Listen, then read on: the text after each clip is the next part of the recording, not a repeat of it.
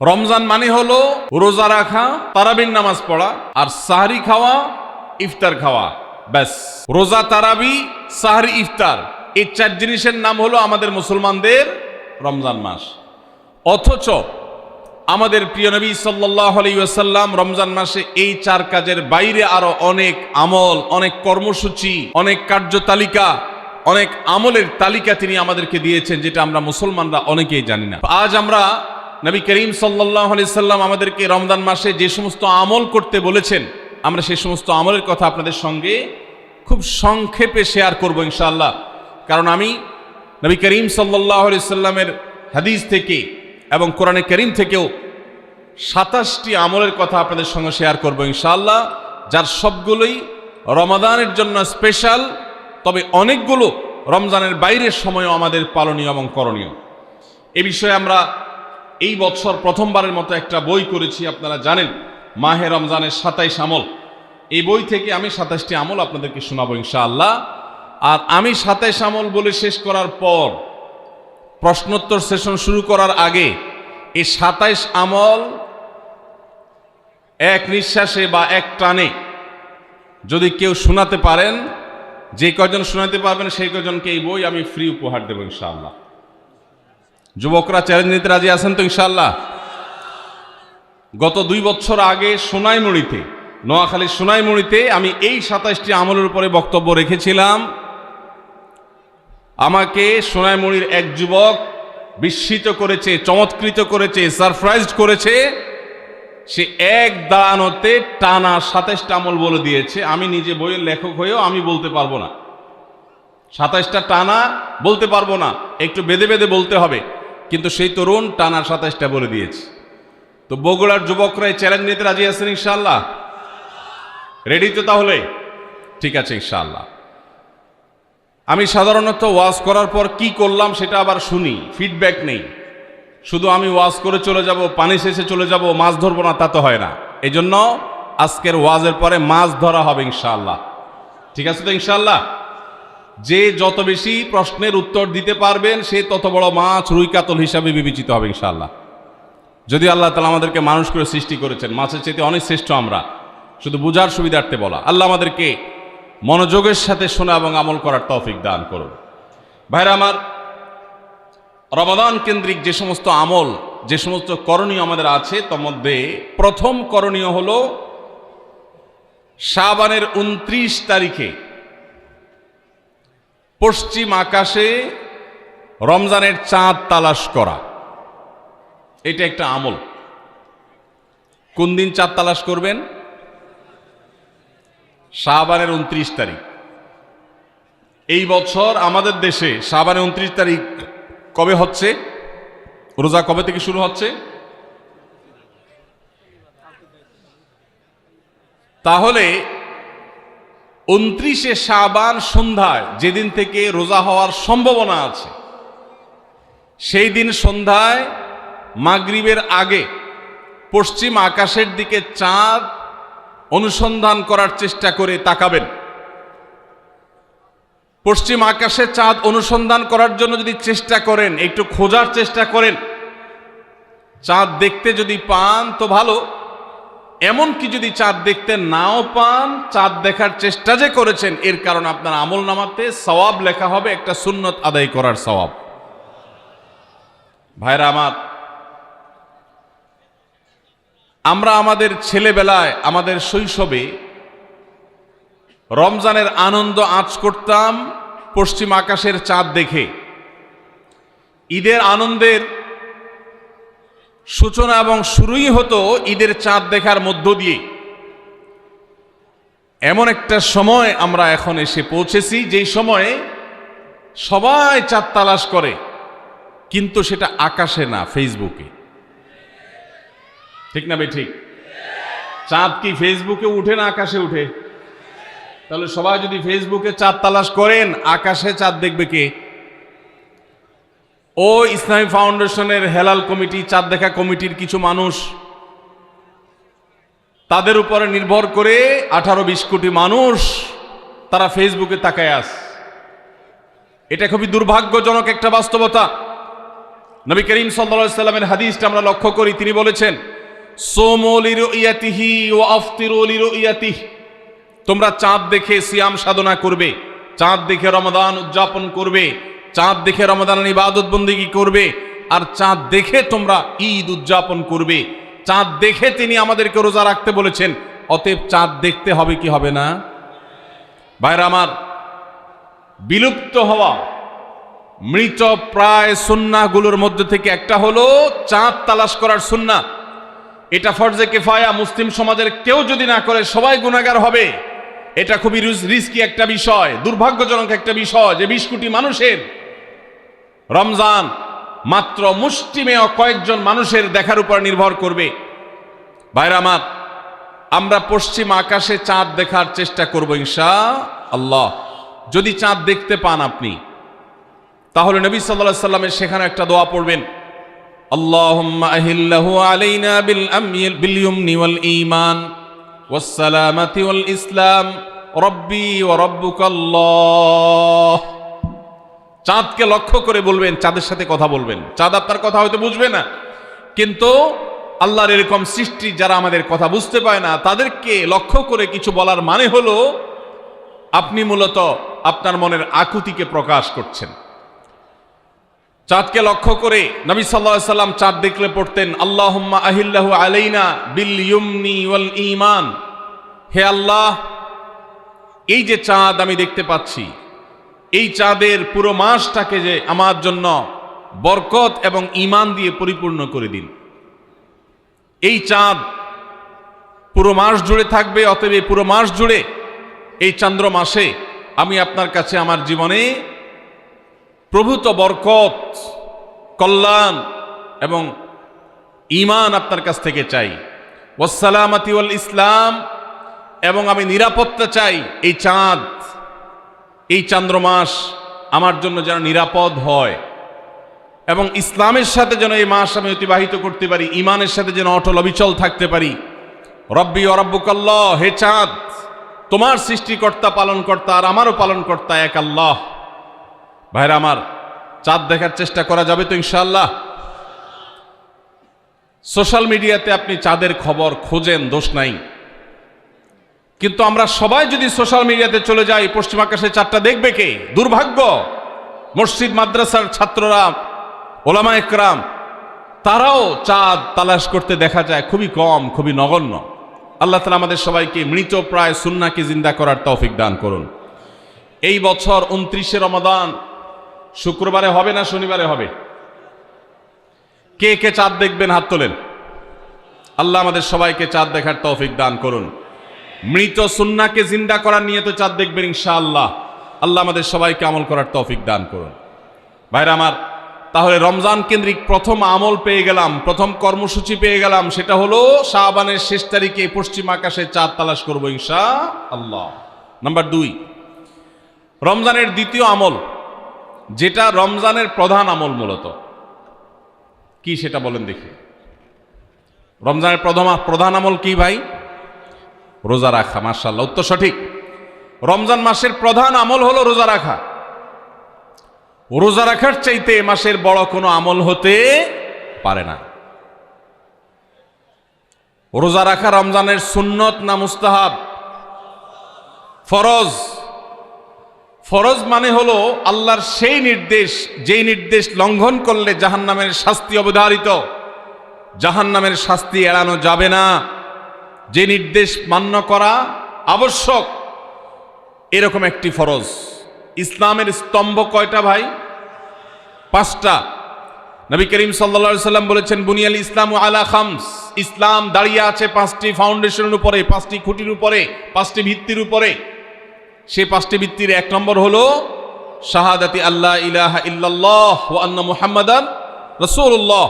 আল্লাহ ছাড়া ইবাদত এবং উপাসনার উপযুক্ত আর কেউ নাই, আর মুহাম্মদ সাল্লাল্লাহু আলাইহি সাল্লাম আল্লাহর পাঠানো রাসূল, এই কথার সাক্ষ্য মুখে দেওয়া, এটা হলো 1 নম্বর স্তম্ভ। স্তম্ভ নম্বর 2, 5 ওয়াক্ত নামাজ আদায় করা।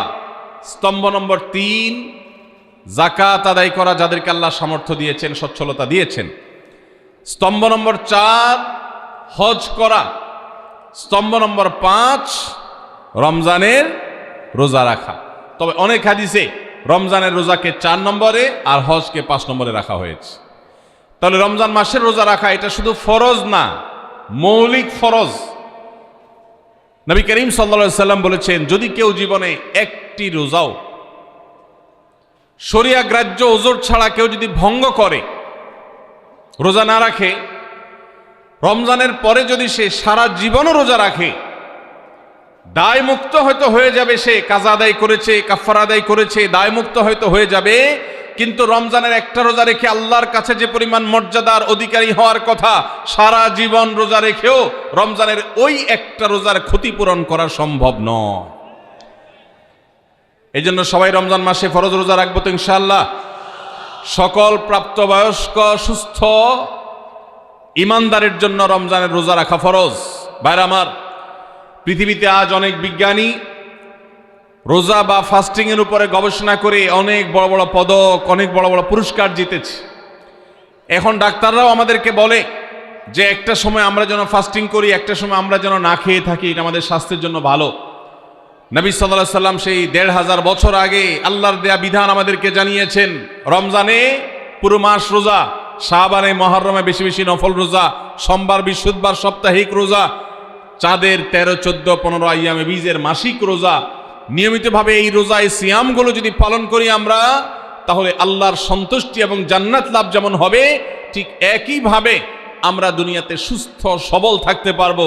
আমাদের শরীরে অতিরিক্ত যে চর্বি তৈরি হয়, বিশেষ করে আজকের বিশ্ব বাস্তবতায়, এই চর্বিগুলোকে বার্ন করার জন্য রোজার কোনো বিকল্প নাই। যদিও চর্বি বার্নের উদ্দেশ্যে রোজা রাখলে সে রোজা রোজা নয়। আমাদের উদ্দেশ্য হবে আল্লাহর সন্তুষ্টি অর্জন, পাশাপাশি পার্থিব উপকারিতা এমনি পেয়ে যাব।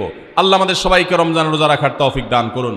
ভাইরা আমার, নবী করিম সাল্লাল্লাহু আলাইহি ওয়াসাল্লাম তিনি বলেছেন, যে ব্যক্তি রমজানে ঈমান এবং ইখলাসের সাথে আল্লাহকে খুশি করবার জন্য রমজান রোজা রাখবে, আল্লাহ তার পূর্বের সমস্ত গুনাহ মাফ করে দিবেন। অনেক যুবক আছেন গ্যাস্ট্রিকের অজুহাতে, অনেকে আছেন প্লাস্টিকের অজুহাতে রোজা রাখেন না। কারো গ্যাস্ট্রিক, কারো প্লাস্টিক। সামান্য একটু রোজা রাখতে যে যুবক পারে না, সে নিজেকে মুসলিম দাবি করে কোন মুখে? মাত্র 12-14 ঘন্টা যে না খেয়ে থাকার মতো চ্যালেঞ্জ নিতে পারে না, সে আবার কিসের মুসলমান দাবি করে নিজেকে? এই জন্য ভাইরা সবাই রোজা রাখবো তো ইনশাআল্লাহ। বাসা বাড়িতে বাচ্চাদেরকে কৈশোর বয়স থেকে তাদেরকে রোজা রাখতে শেখাবেন। সাহাবায়ে কেরাম আশুরার রোজা পর্যন্ত বাচ্চাদেরকে রাখাতেন এবং তাদেরকে খেলনা দিয়ে ভোলাতেন, রোজা রাখতে তাদের সাহায্য করতেন। আজ এমন এক প্রজন্ম আমরা গড়ে তুলছি, যেই প্রজন্ম শুধু ভোগ শিখেছে, ত্যাগ শিখে নাই। বাচ্চা কাচ্চাদেরকে দেখবেন মা বাপ বড় বড় মোবাইল, স্মার্টফোন তাদের হাতে তুলে দিচ্ছেন। তারা মুখ দিয়ে কোনো কথা বললেই সেটা নেওয়ার জন্য, কেনার জন্য বাপ মা অস্থির ব্যাকুল হয়ে যাচ্ছেন। তাদেরকে সংগ্রাম, ত্যাগ, চ্যালেঞ্জ নেওয়া, এগুলো তাদেরকে শেখাচ্ছেন না। মনে রাখবেন, ভোগ করতে কোনো যোগ্যতার দরকার হয় না, ত্যাগ করতে যোগ্যতার দরকার হয়। ভোগ করতে সবাই পারে, ত্যাগ করতে সবাই পারে না। এই জন্য সন্তানকে ভোগ নয়, ত্যাগ শেখাতে হবে। আল্লাহ আমাদেরকে তৌফিক দান করুন। আপনার বাচ্চা যদি রোজা রাখা শিখে, শখ করে রোজা রাখে, তাকে বাধা দিবেন না, তাকে রোজা রাখতে দিবেন। কারণ সে রোজা রাখার মধ্য দিয়ে গরিব অভাবী মানুষের কষ্ট অনুভব করবে, ফিল করবে। সে রোজা রাখার মধ্য দিয়ে আল্লাহর নৈকট্যের ফিলিংস তার মধ্যে আসবে, ইসলামী সংস্কৃতিকে সে অনুভব করবে, আঁচ করবে। এই জন্য সন্তানকে কৈশোর বয়স থেকেই, কিশোর বয়স থেকেই তাকে রোজা রাখতে সাহায্য করবেন ইনশাআল্লাহ। ঠিক আছে না ভাই? বাচ্চাদের প্রথম হয়তো রোজা অর্ধেক রাখবে, দুপুরে ভেঙে ফেলবে, এরপর না হয় বিকাল পর্যন্ত রাখবে, এরপর না হয় সন্ধ্যা পর্যন্ত রাখবে, কিন্তু অভ্যাস তাকে গড়ে তুলতে হবে। আল্লাহ আমাদেরকে তৌফিক দান করুন। ভাইরা আমার, তাহলে রমজানের প্রধান আমল রোজা রাখা। এই রোজা ইচ্ছাকৃত শরিয়া গ্রাহ্য ওজর ছাড়া ভাঙা জায়েজ নাই, হারাম। যদি কেউ ভাঙে অথবা না রাখে সে ফাসিক। অতএব এই রোজার চর্চা আমাদের করতে হবে। আল্লাহ আমাদের সবাইকে তৌফিক দান করুন। তাহলে 3 নম্বর আমল হলো রমজান মাসের, 2 নম্বর আমল হলো রমজান মাসে রোজা রাখা। 3 নম্বর আমল হলো রাতে তারাবির নামাজ আদায় করা। রাতে কি আদায় করা ভাই? তারাবির নামাজ আদায় করা কি ফরজ না নফল? ফরজ না সুন্নত? সুন্নত, সুন্নতে মুআক্কাদা। নবী করিম সাল্লাল্লাহু আলাইহি সাল্লাম বলেছেন, মান সামা মান কামা রমাদানা ঈমানান ওয়া ইহতিসাবা গুফিরা লাহু মা তাকাদ্দামা মিন যামবি। যে ব্যক্তি রমজান মাসে রাতে দাঁড়িয়ে তারাবির নামাজ পড়বে তার পূর্বের সমস্ত গুনাহ খাতা মাফ করে দেওয়া হবে।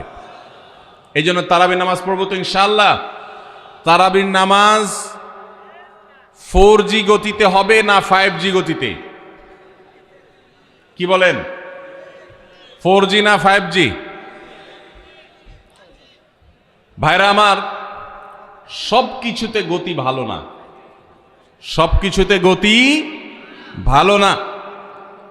নেটের গতি যত বেশি হয় তত ভালো, কিন্তু নামাজের গতি, ইবাদত, সিজদার গতি, তারাবির গতি যত কম হয়, যত ধীরে ধীরে হয়, যত শান্তশিষ্টভাবে হয়, তত আল্লাহর কাছে বেশি মর্যাদাবান হয়। অতএব মহল্লার হাফেজ সাহেবদেরকে তাড়াতাড়ি নামাজ শেষ করার জন্য দৌড়ের উপর রাখবেন। ক্রিকেট খেলা আছে হুজুর, আজকে একটু খেয়াল রাখেন, বলবেন। ভাইরা আমার, আমরা তারাবির নামাজের কথা যখন স্মৃতিতে, কল্পনায় আমরা ভাবি, তখন আমাদের স্মৃতিতে তুফান মিল মার্কা একটা নামাজ ভেসে উঠে, ঠিক না ঠিক? 5 ওয়াক্ত নামাজ এত তাড়াহুড়া করা হয় না তারাবি যত। অথচ তারাবি এটা তারবিহাত এর বহু বচন আরবি শব্দ, যার অর্থ হলো আরামের সাথে, ধীরস্থিরতার সাথে, রেস্ট করে করে যে নামাজ আদায় করা হয় তার নাম তারাবি। নাম হলো আরামের সাথে করা, আর আমরা করি ব্যারামের সাথে তাড়াহুড়ো করে। এই জন্য এলাকা এলাকা তারাবি ধীরে ধীরে পড়ার জন্য উদ্যোগ নেবেন তো ইনশাআল্লাহ। ইমাম সাহেবদেরকে, হাফেজ সাহেবদেরকে উদ্বুদ্ধ করবেন, ভাই হুলস্থুল করবেন না, কি পড়েন কিচ্ছু বুঝি না, এমন টান দেন শেষে যায় শুধু আলামুন তালামুন, আর এটা শুনে মনে করেন যে এখন স্টপ হয়েছে, এখন রুকুতে যাইতে হবে। এই নামাজ কি নামাজ? এটা তামাশা। ভাইরা আমার, স্পিডে তারাবি না পড়ে যদি একটু ধীরে তারাবি পড়া হয়, সর্বোচ্চ 15 থেকে 20 মিনিটের ডিফারেন্স হবে, এর বেশি না। মাত্র 15 মিনিটের জন্য আপনার পুরো নামাজকে আপনি বরবাদ করছেন। দেশের বেশিরভাগ মসজিদগুলোতে তুফান মিল মার্কা তারাবি পড়া হয়। এই তারাবি আল্লাহর কাছে কতটা গ্রহণযোগ্য হবে, এটা যথেষ্ট প্রশ্নবিদ্ধ বিষয়। আল্লাহ তাআলা আমাদের সবাইকে ধীরস্থিরতার সাথে খুব শান্তভাবে তারাবির নামাজ আদায় করার তৌফিক দান করুন। চেষ্টা করা যাবে না ইনশাআল্লাহ। ভাইরা আমার, আল্লাহ রাব্বুল আলামিন নামাজের ক্ষেত্রে হুলস্থুলতা পছন্দ করেন না। যার নামাজ যত বেশি সময় নিয়ে আদায় করেন তিনি আল্লাহর কাছে তত শ্রেষ্ঠ, তত ভালো নামাজি। আর যার নামাজে যত হুলস্থুল করা হয় তার নামাজের কোয়ালিটি, মর্যাদা আল্লাহর কাছে তত কম। অতএব আমরা রমজানের 3য় আমল জানলাম তারাবির নামাজ, এবং সেটা ধীরস্থিরতার সাথে আদায় করবো। আল্লাহ আমাদের তৌফিক দান করুন। নাম্বার 4, সাহরি খাওয়া। সাহরি খাওয়া এটা রমজানের একটা আমল। আপনি সারা বছর লাঞ্চ করেন, ডিনার করেন, দুপুরের খানা খান, রাতের খানা খান, সকালে ব্রেকফাস্ট নাস্তা করেন, কিন্তু এর কোনোটা ইবাদত হয় না, এর কারণে আপনি সওয়াব পাবেন না। কিন্তু রমজান মাসে ভোর রাতে ঘুম থেকে উঠে যে আপনি খাবার খাবেন, এই খাবার খাওয়ার জন্য যে উঠলেন এবং খাইলেন, এর কারণে আপনার অ্যাকাউন্টে আপনার আমলনামা আল্লাহ তাআলা সওয়াব জমা করে দিবেন, আপনি রিওয়ার্ড পাবেন, বিনিময় পাবেন। কেন? কারণ নবী করিম সাল্লাল্লাহু আলাইহি সাল্লাম বলেছেন, তাসাহহারু ফাইন্না ফিস সাহুরি বারাকাহ। তোমরা সাহরির খাবার খাবে ভোর রাতে, রোজার মাসে রোজা রাখতে গিয়ে সাহরির খাবার খাবে। কেন? কারণ সাহরির যে খানা, এই খানাতে আল্লাহ তাআলা বরকত রেখেছেন। এই খানা খাইলে তার জন্য আমাদের স্পিরিচুয়াল, আধ্যাত্মিক বিভিন্ন রকমের উপকারিতা আল্লাহ তাআলা এর মধ্যে নিহিত রেখেছেন। এর মধ্যে খাদ্য শক্তি আছে, আমাদের এনার্জি হবে শরীরে, রোজা রাখতে সহজ হবে। এর পাশাপাশি সাহরির খাবারে আলাদা একটা বরকত আছে, শেফা, বহুবিধ উপকারিতা আমাদের শরীরের, আমাদের মনের জন্য আল্লাহ তাআলা রেখেছেন। এই জন্য সাহরি খাওয়াটা আলাদা একটা ইবাদত। যদি আপনার সন্ধ্যা রাত্রে বেশি খাওয়া হয়ে যায়, সাহরিতে খানা খাওয়ার মতো মুড না থাকে, অন্তত 1 ঢোক পানি, একটা খেজুর, সামান্য কিছু খেয়ে হলেও আপনি সাহরি খাবেন এবং তাতে আপনি সওয়াব পাবেন। কোনো কারণে যদি সাহরি খেতে না পারেন, রাতে উঠতে পারেন নাই, অ্যালার্ম বাজছে কিন্তু শুনেন নাই, উঠে দেখেন ফজরের আজান হয়ে গেছে, তাহলে ওই দিনের রোজা কি হবে নাকি হবে না? হবে। মাশাআল্লাহ, বগুড়া মানুষ মাসালা জানে, দেখা যায় রোজা হয়ে যাবে ইনশাআল্লাহ। কারণ এই সাহরি খাওয়াটা ফরজ না, ওয়াজিব না, এটা সুন্নত। সুন্নত ছুটে গেলে ইবাদত হয় না, ব্যাপারটা সেরকম না। 5 নম্বর আমল হলো সাহারি তো খাবো ঠিক আছে, কিন্তু সেটা শেষ সময়ে খাওয়া, দেরিতে খাওয়া। সাহারি কি আগে খাবেন না শেষের দিকে খাবেন? শেষের দিকে। কেন? কারণ নবী করিম সাল্লাল্লাহু আলাইহি সাল্লাম বলেছেন, লা ইয়াজালুন নাসু বিখাইরিন মা আজ্জালুল ফুতুর ওয়া আখারুস সাহুর। এই উম্মত, মুসলিম জাতি ততদিন পর্যন্ত কল্যাণের উপর প্রতিষ্ঠিত থাকবে, তারা কল্যাণকে স্পর্শ করতে পারবে যতদিন পর্যন্ত তারা সাহারি তাড়াতাড়ি খাবে, না দেরিতে খাবে? দেরিতে খাবে। আর ইফতার তাড়াতাড়ি করবে। তাহলে সাহারি দেরিতে খাওয়া হলো সুন্নত। আমাদের দেশে গ্রামে অনেক মুরব্বীরা এখনো আছেন, রাত 12টা 1টা 2টা বাজে সাহারি খেয়ে শুয়ে থাকেন। তারা চিন্তা করেন পরে খাইতে গেলে আবার বর্ডার ক্রস হয়ে যায় কিনা, সীমা লঙ্ঘন হয়ে যায় কিনা, রিস্ক নেওয়ার দরকার কি, এই জন্য 12টার সময় খেয়ে রাখি। এটার কারণে সাহারি খাওয়ার সওয়াব পাবেন ঠিকই, কিন্তু দেরিতে সাহারি খাওয়ার যে সুন্নত, সেই সুন্নত আদায় হবে না। এই জন্য দেরিতে খাবেন। দেরিতে খাওয়ার মানে আবার এরকম দেরি না যে আপনি আর মুয়াজ্জিন সাহেব দুজন কম্পিটিশন করছেন, আপনার হাতে খাবারের প্লেট আর মুয়াজ্জিনের হাতে মাইক, আপনি আগে শেষ করেন আর মুয়াজ্জিন আগে আজান দিবে, কম্পিটিশন চলছে। এত দেরি করে একেবারে লাস্ট মিনিট পর্যন্ত খাওয়া সুন্নত নয়। কথা কি বুঝাতে পারছি? কয়েক মিনিটের গ্যাপ রেখে তারপরে খাবার শেষ করবেন। কারণ নবী করিম সাল্লাল্লাহু আলাইহি সাল্লাম সাহরি খেয়ে শেষ করে ফজর নামাজ শুরু করতেন, এর মধ্যে 50টা আয়াত পড়ার মতো গ্যাপ রাখতেন, অর্থাৎ প্রায় 10 মিনিটের মতো একটা গ্যাপ থাকতো। এই জন্য আমরা একটা গ্যাপ রেখে তারপর সাহরি শেষ করব। অর্থাৎ ফজরের আজান যদি হয় উদাহরণস্বরূপ 5টা 25-এ বা 30-এ, তাহলে আমরা 2-4 মিনিট আগে সাহরি খেয়ে শেষ করবো ইনশাআল্লাহ। তাহলে সাহরি দেরি করে খাওয়া, শেষের দিকে খাওয়াটা সুন্নত। আল্লাহ আমাদেরকে আমল করার তৌফিক দান করুন। রমজান মাসে সাহরির নামে একটা নতুন নাটক শুরু হয়েছে এদেশে, সেটার নাম হলো সাহরি পার্টি। আপনারা শুনেছেন? বিশেষ করে শহরের ছেলেফেলেরা, ইউ পোলাপান, তারা আজকাল ভোর রাতে বন্ধু বান্ধব সহ রেস্টুরেন্টে গিয়া সাহরি পার্টির আড্ডা বাইর করছে। শয়তানি এবং ফাইজলামির আর কোনো জায়গা নাই, সাহরির জন্য পার্টি বাইর করছে, তাও আবার ছেলে মেয়ে একসাথে মিলেমিশে। ভাইরা আমার, সাহরি খাওয়া ইবাদত, এবং সাহরির এই সময়টা দোয়া কবুলের সময়, তাহাজ্জুদের সময়। আল্লাহ তাআলা দুনিয়ার আকাশ থেকে ডেকে ডেকে বান্দাকে ক্ষমা করেন। এই সময়টাতে আড্ডাবাজি করা, এটা হতভাগা ছাড়া আর কারোর কোনো কাজ হতে পারে না। এরপরে 6 নম্বর আমল হলো ইফতার করা। রোজা রেখেছেন কিন্তু ইফতার করেন নাই, রোজা হয়ে যাবে কিন্তু সুন্নাত আদায় হবে না। এই জন্য ইফতার করা একটা সুন্নাত। আল্লাহ তাআলা আরহামুর রাহিমিন, এমন একটা মাস রমজান মাস, সারা বছর কিন্তু আমরা নাস্তা করি, সারা বছর যেটা নাস্তা করি রমজানে সে নাস্তাই করি। পার্থক্য হলো সারা বছর নাস্তা করি সকালে, রমজান নাস্তা করি সন্ধ্যায়। মানুষ দীর্ঘ সময় না খেয়ে থাকার পরে যে খাবার খায় সেটাকেই ব্রেকফাস্ট বলে, সেটাকেই নাস্তা বলে। আরবিতে যে ইফতার বলা হয়, এই ইফতার শব্দের অর্থ কিন্তু নাস্তা। ইফতার শব্দের অর্থ কি? নাস্তা। সারা বছর নাস্তা খেলে কোনো সওয়াব হবে, কিন্তু রমজান মাসে আপনি যদি সারাদিন উপবাস থাকার পর সন্ধ্যায় ব্রেকফাস্ট করেন, অর্থাৎ ইফতার করেন, তাহলে আল্লাহ তাআলা আপনাকে সুন্নাত পালন করার সওয়াব দিবেন। এই জন্য ভাই, ইফতার করা একটা সুন্নাত। 7 নম্বর, ইফতার আবার তাড়াতাড়ি করা আরেকটা সুন্নাত। এটা 7 নম্বর আমল, ইফতারটা একটু তাড়াতাড়ি করা। তাড়াতাড়ি করা মানে কি? সূর্য ডুবার 2-4 মিনিট আগে। কি বলেন? তাহলে তাড়াতাড়ি কেমনে হলো? তাড়াতাড়ি মানে হলো সূর্য ডুবার সাথে সাথে করা, বিলম্ব বা দেরি না করা। নবী করিম সাল্লাল্লাহু আলাইহি ওয়াসাল্লামের ওই হাদিস আবারও আমরা স্মরণ করি। তিনি বলেছেন, লা ইয়াজালুন নাসু বিখাইরিন মা আজ্জালুল ফুতুর ওয়া আখারুস সাহুর।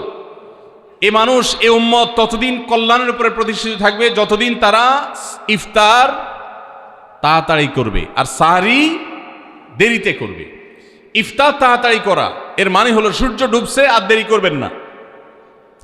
শিয়ারা এবং ইহুদিরা, তাদের মধ্যে রোজা আছে, ফাস্টিং আছে, তারা সেই রোজায় ইফতার করে হলো চতুর্দিক অন্ধকার হয়ে যাওয়ার পর, সূর্য ডুবার পর পর ইফতার করে না।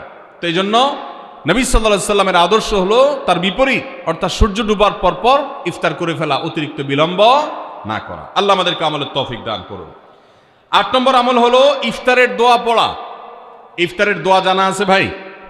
কি দোয়া? আমরা একটা দোয়া কমন জানি বাংলাদেশে মানুষ, সেটা হলো আল্লাহুম্মা লাকা সুমতু আলা রিজকিকা আফতারতু। এটাও হাদিসে বর্ণিত হয়েছে, কিন্তু হাদিসের সনদ নিয়ে অনেকে কোনোটা নিয়ে আলাপ তুলেছেন, প্রশ্ন তুলেছেন। আল্লাহুম্মা লাকা সুমতু মানে হলো, হে আল্লাহ আপনার উদ্দেশ্যে রোজা রেখেছি, ওয়া আলা রিজকিকা আফতারতু, এবং আপনার দেওয়া রিজিক দিয়ে ইফতার করেছি। আর ইফতারের আরেকটা দোয়া হলো যাহাবা যমা ওয়াবতাল্লাতিল উরুক ওয়া সাবাতাল আজরু ইনশাআল্লাহ। এটা একটা দোয়া। যদি এগুলো দোয়ামূলক নয়, আমরা দোয়া বলছি, এটা মূলত আল্লাহর কাছ থেকে একটা প্রত্যাশা। এর অর্থ হলো যাহাবা যমা, আমার পিপাসা দূর হয়ে গেছে। ওয়াবতাল্লাতিল উরুক, আমার শিরা উপশিরাগুলো সব সিক্ত হয়ে গেছে। ওয়া সাবাতাল আজরু ইনশাআল্লাহ, এবং আল্লাহ চাহেন তো এই রোজার বিনিময় আমার সাব্যস্ত হয়ে গেছে আল্লাহর কাছে, এটা স্থির হয়ে গেছে। এটা হলো ইফতারের দোয়া। ইফতারের দোয়াটা কি ইফতারের আগে করব না পরে করব? ইফতারের দোয়াটা যারা ইফতারের আগে করার পক্ষে তারা হাত তোলেন। অল্প সংখ্যক মানুষ। আর বাকিরা সবাই কি পরের পক্ষে না মাঝখানের পক্ষেও আছেন লোক? সব পরের। মাশাআল্লাহ, সব সূক্ষ্ম সূক্ষ্ম মাসআলা দেখি গাবতলী মানুষ জানে, মাশাআল্লাহ, অনেক অগ্রসর দেখা যায়। আল্লাহ আমাদের সবাইকে দ্বীনের জন্য কবুল এবং মঞ্জুর করুন, মাশাআল্লাহ। ভাইরা আমার, ইফতারের দোয়াটা ইফতারের পরে করতে হয়, যেটা বেশিরভাগ মানুষ জানে না। কিন্তু আমি অবাক হলাম যে এখানে বেশিরভাগ মানুষ আপনারা জানেন, মাশাআল্লাহ, নলেজেবল মানুষ, বোঝা গেছে। ইফতারের দোয়ার অর্থের দিকে তাকালেই তো বোঝা যায় এটা আগে না পরে। দোয়ার অর্থের মধ্যে তাকালে আমরা দেখতে পাচ্ছি যে আল্লাহ শিরা উপশিরা সিক্ত হয়ে গেছে, পিপাসা দূর হয়ে গেছে, এগুলো তো ইফতারের পরেই হয়। অবশ্য আমি অর্থ আগে বলে দিছি, সেটা দেখে হয়তো আপনারা অনেকে বুঝে ফেলছেন, মাশাআল্লাহ। তো যাই হোক, ইফতারের শুরুতে বিসমিল্লাহ বলে ইফতার করব, আর শেষে এই দোয়া পড়ব। আল্লাহ আমাদেরকে আমলের তৌফিক দান করুন। 9 নম্বর হলো সাহরি এবং ইফতারে খেজুর খাওয়া। খেজুর দিয়ে সাহরি ইফতার করা। ইফতারে আপনি অন্য যা খান না খান, খেজুর দিয়ে খাবেন। নবী সাল্লাল্লাহু আলাইহি সাল্লাম আদা পাকা আদা খেজুর দিয়ে ইফতার করতেন, যেটাকে রোতাব বলা হয়। আর যদি সেটা না পাওয়া যেত, সাধারণ যে কোনো খেজুর, সেটাও না পাওয়া গেলে একটু পানি খেয়ে তারপর তিনি ইফতার করতেন। আমরা ইফতারে খেজুর খেতে হয় সুন্নাহ, এটা আমরা জানি, কিন্তু যেটা জানি না সেটা হলো সাহরিতে খেজুর খাওয়া। ভোর রাতে সাহরিতে খেজুর খাওয়া সুন্নত। এটা আগে কে কে জানতেন? হাত তোলেন। আগে জানতেন, মাশাআল্লাহ, হাত নামান। গত বছর রমজানে সাহরিতে ভাত তরকারি যাই খাইছেন না খাইছেন, একটা হলো খেজুর খাইছেন, কারা কারা হাত তোলেন? মাশাআল্লাহ, এদিকে সব আমল করা মানুষ, মাশাআল্লাহ। তাহলে তার ওয়াজ টোয়াজের কোনো দরকার নাই। এত নলেজেবল মানুষ, এত আমলদার মানুষ যদি এলাকায় থাকে, তাহলে ওয়াজের দরকারটা কি? আল্লাহ আমাদের সবাইকে আমলের তৌফিক দান করুন। ভাইরা আমার, ইফতারে খেজুর খাওয়া যেমন সুন্নাত, সাহরিতেও খেজুর খাওয়া সুন্নাত, কিন্তু খেজুর খাওয়া কোনো ফরজ ওয়াজিব না। খেজুরের দাম বেশি হয়ে গেছে, আপনি কিনতে অপারক। যদি একটা খেজুরও পুরো রমজানে না খান, আপনার রোজার কোনো অসুবিধা হবে।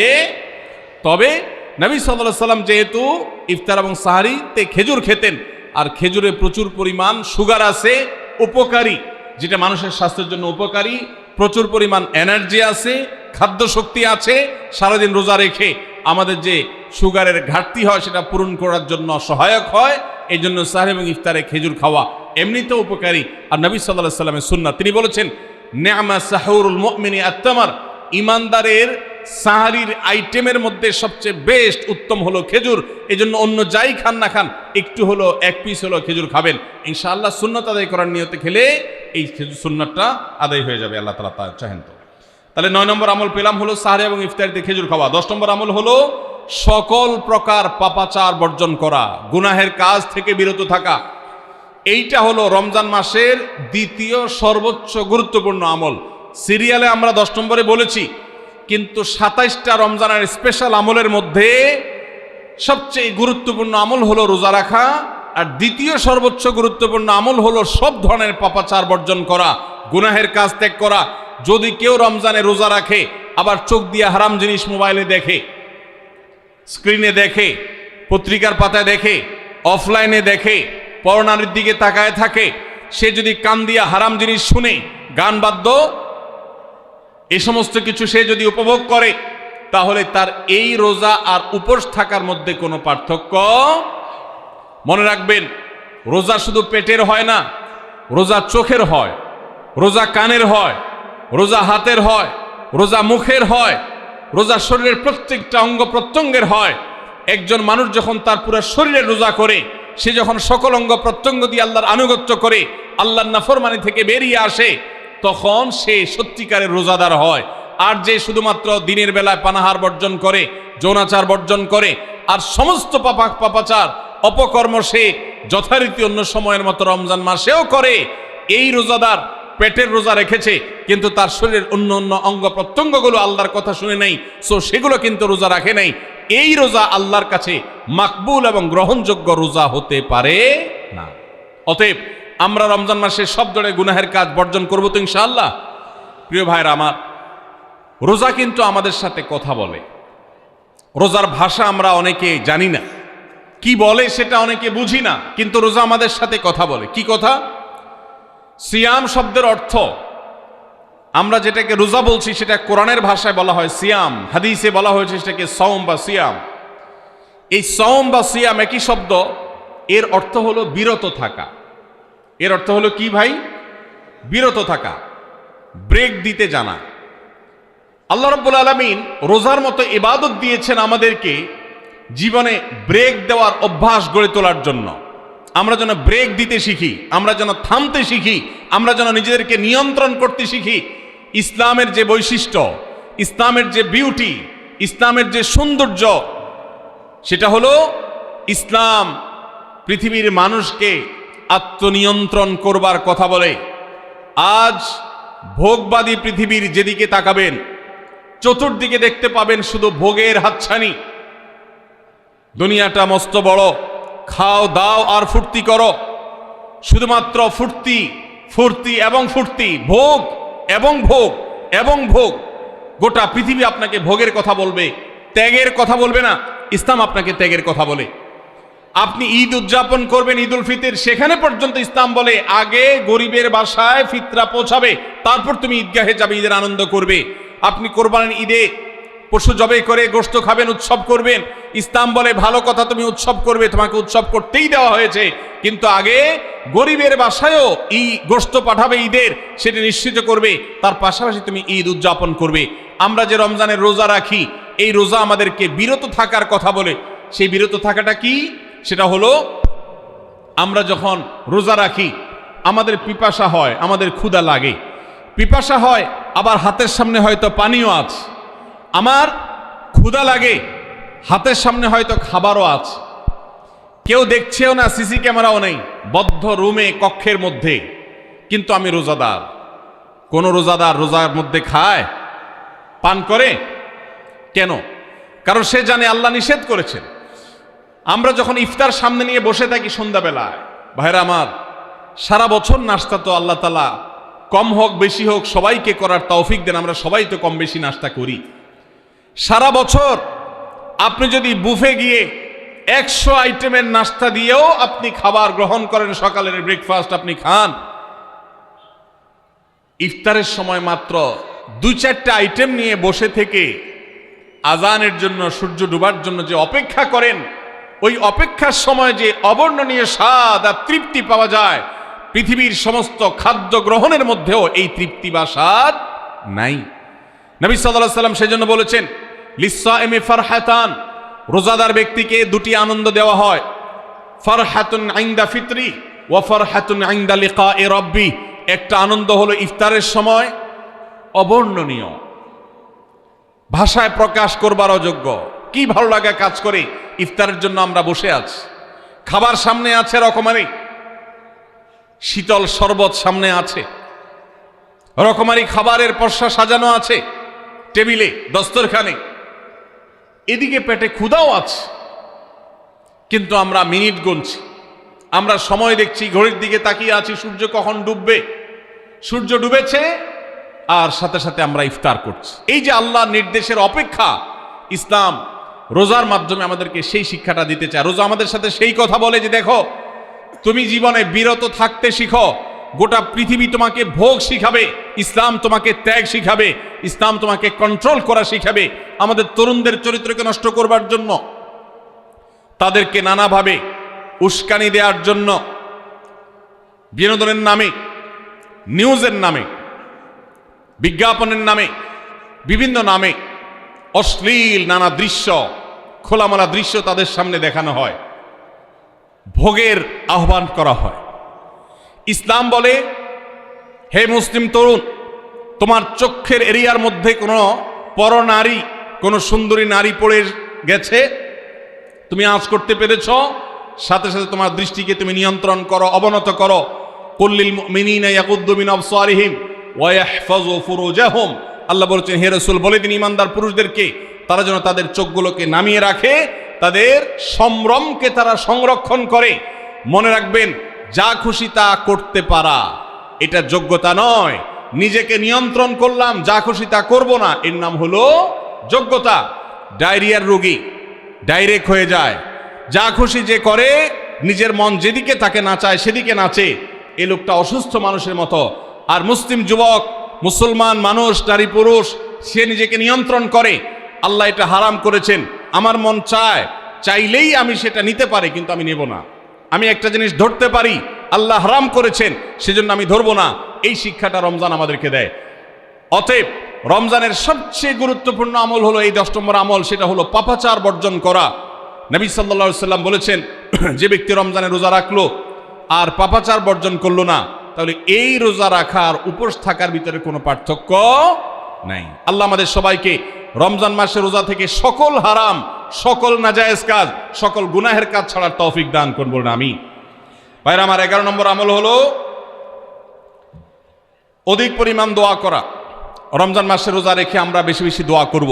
চলতে ফিরতে উঠতে বসতে দোয়া করতে পারেন। আমাদের মায়েরা অনেকে শুনছেন আমাকে, রমজান মাসে আপনি গৃহস্থলী কাজ করছেন, রান্নাবাড়া করছেন, ঘর ঝাড়ু দিচ্ছেন, আর মনে মনে আল্লাহর সাথে কথা বলেন। দোয়া মানে আল্লাহর সাথে কথোপকথন। আল্লাহ, আপনি আমাকে মাফ করে দেন, আমার বাবাকে মাকে মাফ করে দেন, সন্তানগুলোকে হেদায়েত দান করেন, চোখের পানি ফেলেন। নিয়মতান্ত্রিক দোয়া, বসে বসে হাত তুলে দোয়া করবেন কেবলামুখী হয়ে। আবার চলতে ফিরতে উঠতে বসতে, এমনকি ওযু নাই সে অবস্থায় দোয়া করবেন। নবী সাল্লাল্লাহু আলাইহি সাল্লাম বলেছেন, 3 ব্যক্তির দোয়া ফিরিয়ে দেওয়া হয় না। কয় ব্যক্তির দোয়া? সালাসুন লা তুরাদ্দু দাওয়াতুহুম, 3 শ্রেণী মানুষের দোয়া ফিরিয়ে দেওয়া হয় না। এর ভিতরে এক শ্রেণী হলেন মাজলুম, কারোর জুলুমের শিকার হয়েছে। এই ব্যক্তি জালেমের বিরুদ্ধে যে তার মনের আকুতি থাকে, বদদোয়া থাকে, আল্লাহ সুবহানাহু ওয়া তাআলা এটা ফিরিয়ে দেন না।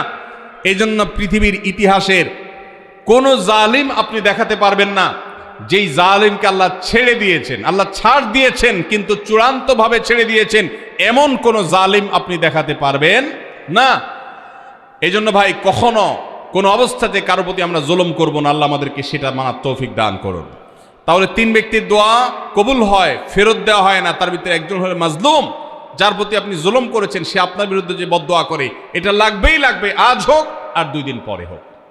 নাম্বার 2, মুসাফির, যে ব্যক্তি সফরে আছে, সফররত অবস্থায় সে যদি দোয়া করে, সে দোয়া আল্লাহ তাআলা কবুল করেন।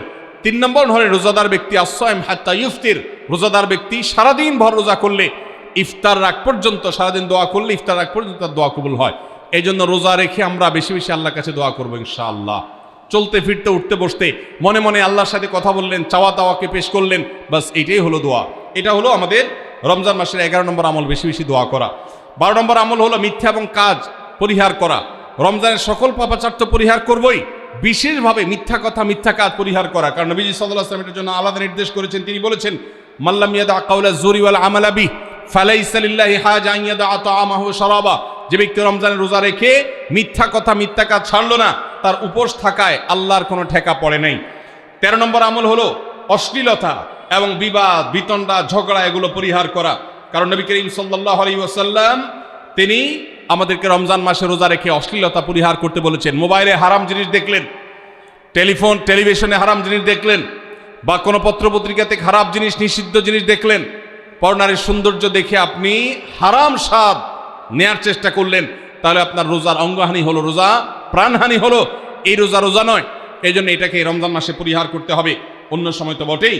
এবং সেই সাথে কেউ যদি আপনার সাথে ঝগড়া করতে আসে, নবীজি শিখাই দিয়েছেন, ফালিয়াকুল ইন্নী সায়েম, কেউ রোজা রাখা অবস্থায় ঝগড়া করতে আসলে বলবেন, ভাই আমি রোজাদার, আমি তোমার ঝগড়ার জবাব দিতে পারবো না। তাহলে ঝগড়া পরিহার করার জন্য রমজান মাসে আমরা এক্সারসাইজ করব। 14 নম্বর, যে কোনো ভালো কাজ, যে কোনো নেকামল রমজান মাসে বেশি বেশি করবেন। কেন? কারণ রমজানের শুরুতে একজন ঘোষক বলে, ইয়া বাগিয়াল খায়রি আকবিল, হে ভালো কাজ প্রত্যাশী, যে ভালো কাজ করতে চাও, রমজান মাসটাই হলো ভালো কাজের সওয়াব বেশি পাওয়ার। অতএব এই মাসে ভালো কাজ করে, নেকামল করে, ইবাদত করে, কোরআন তেলাওয়াত, জিকির, আজকার যত রকম আছে এগুলো করে জান্নাতের পথে অগ্রসর হয়ে যাও। 16 নম্বর আমল হলো রোজাদারকে ইফতার করানো, অর্থাৎ নিজে ইফতার করার পাশাপাশি অন্য কোন রোজাদারকে ইফতার করাইলে আল্লাহ তাআলা ওই রোজাদার যে পরিমাণ সওয়াব পাবেন আপনাকেও সেই পরিমাণ সওয়াব দিবেন ইনশাআল্লাহ। 17 নম্বর আমল হলো বেশি বেশি কোরআনে কারীমের তেলাওয়াত করা। রমজান মাসে আল্লাহ তাআলা আমাদের সবাইকে 15 নম্বর বাদ গেছে, মাশাআল্লাহ, এত মনোযোগ সহকারে কথা বলছে এবং নোট করছে দেখা যাচ্ছে। তাহলে আমরা আবার পেছনে যাচ্ছি ইনশাআল্লাহ। 15 নম্বর আমল হলো বেশি বেশি ইস্তেগফার করা। বেশি বেশি কি করা? ইস্তেগফার করা, অর্থাৎ ক্ষমা প্রার্থনা করা। কেন ক্ষমা প্রার্থনা বেশি করবেন? কারণ নবী করিম সাল্লাল্লাহু আলাইহি সাল্লাম বলেছেন, ওয়ালিল্লাহি উতাকাউ মিনান নার ওয়া যালিকা ফি কুল্লি লাইলা। রমজানের প্রত্যেক রাতে আল্লাহ তাআলা বহু মানুষকে জাহান্নাম থেকে মুক্ত ঘোষণা করেন। ভাইরা আমার, আমাদের পাপাচারের কারণে জাহান্নামীদের তালিকা নাম উঠে থাকলেও রমজানে আল্লাহ বহু মানুষকে ঠিক দেন যে এই লোককে জান্নাতি ঘোষণা করা হলো, জাহান্নাম থেকে মুক্ত ঘোষণা করা হলো। এই জন্য এই মাসে আল্লাহর কাছে বেশি বেশি মাফ চাইতে হয়, ইস্তেগফার করতে হয়, চোখের পানি ফেলে দোয়া করতে হয় যে আল্লাহ আপনি মাগফিরাত নসিব করেন। এটা হলো 15 নম্বর আমল। 16 নম্বর আমল হলো রোজাদারকে ইফতার করানো। নিজে ইফতার করবেন, পাশাপাশি রোজাদার ব্যক্তিকেও ইফতার করাবেন। নবী সাল্লাল্লাহু আলাইহি সাল্লাম বলেছেন, যদি কোনো ব্যক্তি কোনো রোজাদারকে ইফতার করায় তাহলে যেই ব্যক্তি তাকে ইফতার করানেন তার রোজার সওয়াব তো সে পাবেই, আপনি ইফতার করায়া সমপরিমাণ সওয়াব লাভ করবেন ইনশাআল্লাহ। অতএব মসজিদে ইফতার দেওয়ার ব্যবস্থা করা যেতে পারে, রাস্তাঘাটে, বিশেষ করে পাবলিক পরিবহনে, এমনকি প্রাইভেট গাড়িতেও সন্ধ্যার সময় ইফতারের সময় অনেক সময় খাবার থাকে না, তখন আপনি রাস্তায় দাঁড়িয়ে যদি সামান্য একটু খেজুর, সামান্য একটু পানি বিতরণ করতে পারেন তাহলে সওয়াবটা পাওয়া যেতে পারে। আপনার বাসায় আশেপাশে অনেক অভাবী মানুষ আছে, তাদের বাসায় আপনি ইফতার পৌঁছে দিতে পারেন। এর মাধ্যমে রোজাদারকে ইফতার করানোর সওয়াব পেতে পারেন। 17 নম্বর আমল হলো বেশি বেশি কোরআনে কারীমের তেলাওয়াত করা। কোরআনে কারীমের তেলাওয়াত রমজান মাসে বেশি বেশি করব। কেন? কারণ হলো এই মাসটাই হলো কোরআন নাজিলের মাস। আল্লাহ তাআলা রমজান মাসে কোরআন নাজিল করেছেন। আল্লাহ বলেছেন, শাহরু রমাদান আল্লাযী উনজিলা ফীহিল কুরআন হুদাল লিন-নাসি ওয়া বায়িনাতিন মিনাল হুদা ওয়াল ফুরকান। রমজান মাস এমন মাস যে মাসে আল্লাহ তাআলা কোরআন নাজিল করেছেন, এই জন্য এই মাসে বেশি বেশি রোজ কোরআন তেলাওয়াত করতে হবে। নবী করিম সাল্লাল্লাহু আলাইহি সাল্লাম বেশি বেশি রমজান মাসে কোরআন তেলাওয়াত করতেন। আমাদের পূর্বসূরি সালাফগণ কেউ কেউ রমজান মাসে অন্য সব আমল কমিয়ে দিয়ে কোরআন তেলাওয়াতটা সবচেয়ে বেশি করতেন। এই জন্য দিনে এবং রাতে বেশি বেশি করে কোরআন শুদ্ধতার সাথে, সৌন্দর্যের সাথে তেলাওয়াত করব, অর্থ সহকারে বুঝে পড়ার চেষ্টাও পাশাপাশি করবো ইনশাআল্লাহ। 18 নম্বর আমল হলো কোরআন পরস্পরকে শোনাশুনি করা, বুঝে পড়া। অর্থাৎ আপনি কোরআন তেলাওয়াত করবেন, আপনার স্ত্রী শুনবে, আপনার মা শুনবে, আপনার বোন শুনবে, আবার তারা তেলাওয়াত করবে, আপনি শুনবেন। আমরা তারাবির নামাজে এক পক্ষীয় তেলাওয়াত শুনি, হাফেজ সাহেব তেলাওয়াত করেন, আমরা শুনি, কিন্তু আমরা তেলাওয়াত করে আরেকজন শুনবে, এটা হয় না। নবী সাল্লাল্লাহু আলাইহি সাল্লাম রমজান মাস আসলে জিবরিল ফেরেশতার সাথে কোরআন শোনাশুনি করতেন। জিবরিল তেলাওয়াত করতেন, নবীজি শুনতেন, আবার আমাদের নবীজি তেলাওয়াত করতেন, জিবরিল শুনতেন। এটা একটা সুন্নত। এই সুন্নতটা বিলুপ্ত হয়ে গেছে, এটা নিয়ে চর্চা নাই। এই জন্য আমরা এটা বাসা বাড়িতে নতুন করে জিন্দা করব। আল্লাহ আমাদেরকে তৌফিক দান করুন। 19 নম্বর আমল হলো দান সাদাকা বেশি বেশি করা। নবীজি সাল্লাল্লাহু আলাইহি সাল্লাম এমনিতেই প্রচুর পরিমাণ দান করতেন, কিন্তু রমজান আসলে তার দানশীলতার পরিমাণ আরো বেড়ে যেত। এই জন্য অভাবী, প্রতিবেশী, গরিব, দুঃখী সবার ঘরে ঘরে আমরা আমাদের সাধ্য অনুযায়ী দান পৌঁছানোর চেষ্টা করব রমজান উপলক্ষে। এটা রমজানের 19 নম্বর স্পেশাল আমল, বিশেষ আমল। 20 নম্বর রমজানের কর্মসূচি হলো ভোর রাতে দোয়া করা। কারণ সারা বছর ভোর রাতে তাহাজ্জুদের নামাজ পড়া বা দোয়া করার সুযোগ আমাদের হয় না, কিন্তু রমজানে সাহরি খেতে তো এমনি উঠেন। অতএব এই টাইমে দোয়া কবুল হয়। 24 ঘন্টার ভিতরে দোয়া কবুলের সবচেয়ে মোক্ষম সুযোগ, সবচেয়ে আদর্শ সময় হলো এই তাহাজ্জুদের সময়টা। ভাইরা আমার, ঢাকার একটি বড় কোম্পানি, বাংলাদেশের সবচেয়ে বড় শিল্প প্রতিষ্ঠান বললে ভুল হয়তো হবে না, অন্তত এটুকু বলা যায় যে প্রথম 3-4টি বড় প্রতিষ্ঠানের একটি। এরকম একটা প্রতিষ্ঠানের একজন কর্মকর্তা বছর 2-3 আগে আমার সাথে হঠাৎ দেখা। তিনি আমাকে দেখে বেশ আবেগ আপ্লুত হলেন এবং অনেকটা জড়িয়ে ধরলেন এবং বললেন, ভাই, আপনার একটি আলোচনা থেকে আমার জীবনের ভিতরে এমন এক পরিবর্তন আসছে যেটা অকল্পনীয়, অভাবনীয়। তো আমি একটু কৌতূহল হয়ে জানতে চাইলাম কোনটা সেটা। তখন তিনি বললেন, ভাই, আমার জীবনে এমন একটা রোগ হয়েছে, যেই রোগ ট্রিটমেন্ট করার জন্য দেশে বিদেশে বিভিন্ন জায়গায় গিয়েছি, কোনো চিকিৎসা এর আমি পাই নাই। শেষ পর্যন্ত আশাহত হয়ে চাকরি ছেড়ে দিয়ে, শহর ছেড়ে দিয়ে গ্রামে গিয়ে বসবাস করা শুরু করছি এবং মৃত্যুর জন্য অপেক্ষা করছি। এর মধ্যে আপনার একটা আলোচনার ক্লিপ আমার চোখের সামনে আসলো সোশ্যাল মিডিয়াতে, ওটা শুনলাম। সে আলোচনাটা ছিল আল্লাহর কাছ থেকে অসাধ্য সাধন করার সময় হলো ভোর রাত তাহাজ্জুদের সময়। আমি এই আলোচনা পুরোটা শোনার পর ওই রাতেই আমি ঘুম থেকে উঠে ভোর রাতে তাহাজ্জুদ পড়ে আল্লাহর কাছে বুক ভাসিয়ে মন ভরে কাঁদলাম, দোয়া করলাম। ওই ভাই বললেন যে আমি এত দোয়া করলাম, দোয়া করতে করতে দীর্ঘ সময় আমি পরিতৃপ্ত হলাম, আমার দোয়া শেষ হয়ে গেল। এরপর দোয়া করে শেষ করার পর ফজর নামাজের সময় হয়ে গেছে, আমার ফিল হলো, অনুভব হলো যে আমার শরীরে আর কোনো রোগবালাই এখন মনে হয় নাই। এবং তিনি গত 2 দিন আগেও তার সাথে আমি দেখা করলাম ঢাকায়, গতকালকে দেখা করলাম, 2 দিন আগে না, মাত্র 1 দিন আগে দেখা করলাম। তিনি এখন সুস্থ সবল হয়ে আবার তার চাকুরিতে ফিরে গিয়ে স্বপদে সমহিমায় আছেন। তিনি এক সহকর্মীকে ডেকে আমার সামনে বলছেন, এই তোমরা বলো তো, আমি আগে শারীরিকভাবে বেশি ফিট ছিলাম নাকি এখন বেশি ফিট? তখন তার সহকর্মী আমার সামনে বলছে, স্যার আপনি আগে অনেক বেশি রাগারাগি করতেন, আপনি হট মেজাজি ছিলেন, অনেক বেশি অসুস্থ হয়ে যেতেন কিছু হলেই, কিন্তু এখন আপনি সে আগের সময়ের তুলনায় অনেক বেশি সুস্থ এবং ফিট। তিনি বললেন, ভাই ভোর রাতের দোয়ার প্রভাব এত বেশি, তাহাজ্জুদের সময়ের দোয়া এত গুরুত্বপূর্ণ যে এই এক দোয়া আমার জীবনকে আমূল পরিবর্তন করে দিয়েছে। এই জন্য ভাইরা, রমজান মাসে বিশেষ করে যখন তাহাজ্জুদের সময় সাহারি খেতে যখন উঠবেন, সাহারি খাওয়ার পর 10টা মিনিট সময় হাতে রাখেন, বা সাহারি খাওয়ার আগে 10টা মিনিট আগে উঠেন, উঠে উজু করে 2 রাকাত 4 রাকাত নামাজ পড়ে, বা নামাজ পড়ার সময় না থাকলে অন্তত কেবলামুখী হয়ে 2টা হাত তুলে আল্লাহর কাছে একটু চান। নবীজি সাল্লাল্লাহু আলাইহি সাল্লাম বলেছেন, রাতের শেষ প্রহর যখন হয়, দুনিয়ার আসমানে নেমে এসে আল্লাহ বান্দাদেরকে ডেকে ডেকে তাদের প্রত্যেকটা চাওয়া পূরণ করে দেন। এই জন্য ভাইরা, রমজান মাসে সাহারির সময় দোয়া কবুল হয়। রমজান উপলক্ষে বিশেষ করে এই আমলটা, সাহারির সময় আমলটা, আমরা দোয়া করার আমলটা করতে পারি। তাহলে 20 নম্বর আমল হলো তাহাজ্জুদের নামাজ এবং ভোর রাতের দোয়া। এটা অন্য সময় করা যায়, কিন্তু রমজানের সুযোগটা বেশি আসে, সেজন্য এটাকে রমজানের স্পেশাল আমল হিসেবে আমরা উল্লেখ করলাম। আল্লাহ আমাদেরকে সবাইকে তৌফিক দান করুন।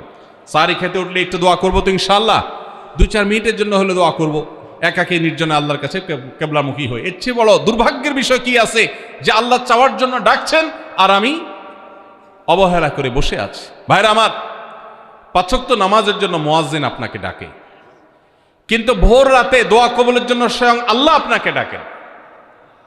অতএব সাহারি খেতে উঠলে ভোর রাতে সাহারির সময় একটু দোয়া করবো তো ইনশাআল্লাহ।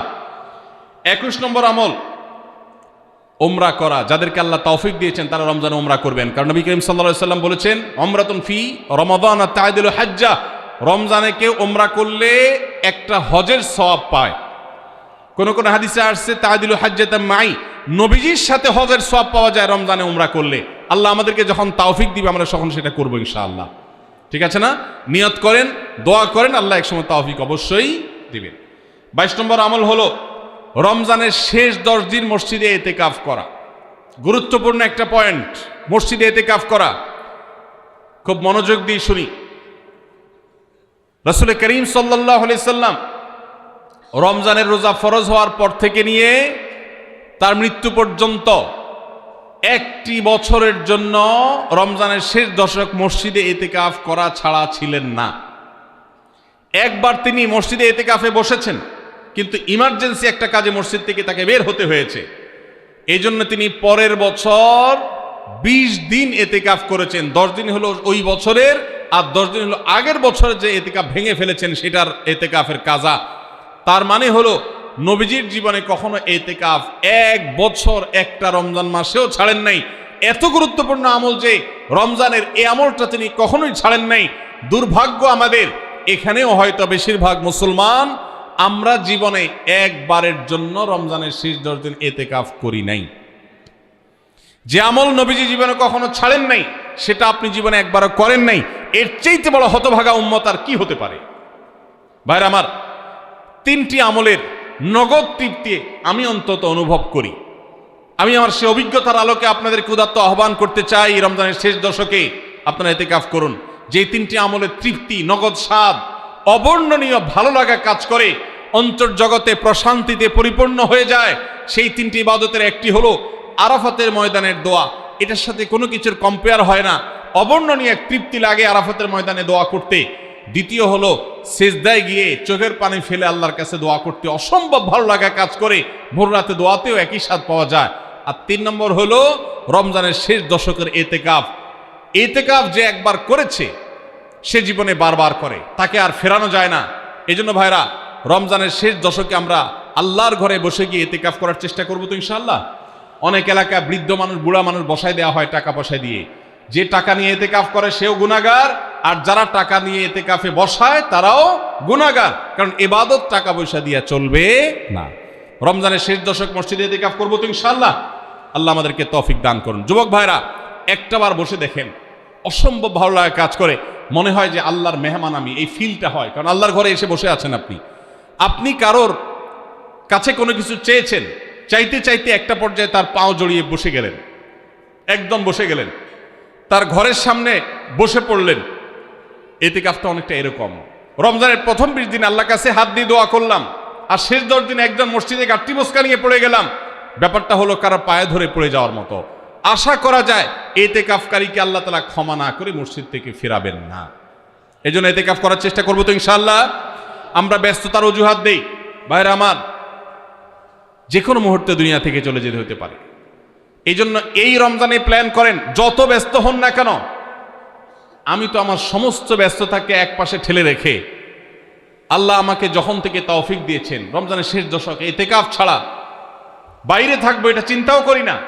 এই জন্য যুবক ভাইদেরকে বলবো, প্রত্যেকটা মহল্লাতে 2 জন 5 জন 10 জন করে যুবকরা বসেন, কোরআনের গ্রুপ স্টাডি করেন, কোরআনের পাঠচক্র করেন, নিজেরা কোরআন হাদিসের আলোচনা করেন, রোনাজারি এবং দোয়া করেন। 10টা দিন আল্লাহর সাথে কানেক্টেড হওয়ার চেষ্টা করেন। 12 মাস ইবাদত, দাওয়াতের কাজ, ইসলামের কাজ করবেন, ইনশাআল্লাহ সেখানে বরকত পাবেন। রমজানের শেষ দশকে ইতিকাফ করবেন তো ইনশাআল্লাহ। আল্লাহ আমাদের সবাইকে তৌফিক দান করুন। 23 নম্বর আমল হলো শেষ দশকে ইবাদতের মাত্রা বাড়িয়ে দেওয়া। আমরা উল্টাটা করি। আমাদের দেশে রমজানের প্রথম দশকে মসজিদ ফুল হয়ে, বারান্দা ফুল হয়ে, রাস্তায়ও মুসল্লি দাঁড়ায়। আর 10 রমজান চলে গেলে 20 রমজান পর্যন্ত বাহিরের মুসল্লি কমতে কমতে বারান্দার মুসল্লি কমে ভিতরে চলে আসে। আর শেষ 10 দিনে আসলে, ঈদের দিনগুলো যখন কাছে আসে, তখন 5 ওয়াক্ত নামাজের ওই নিয়মিত মুসল্লি ছাড়া বাকিগুলো সব উধাও হয়ে যায়। নবী সাল্লাল্লাহু আলাইহি সাল্লাম কি করতেন? তার উল্টাটা।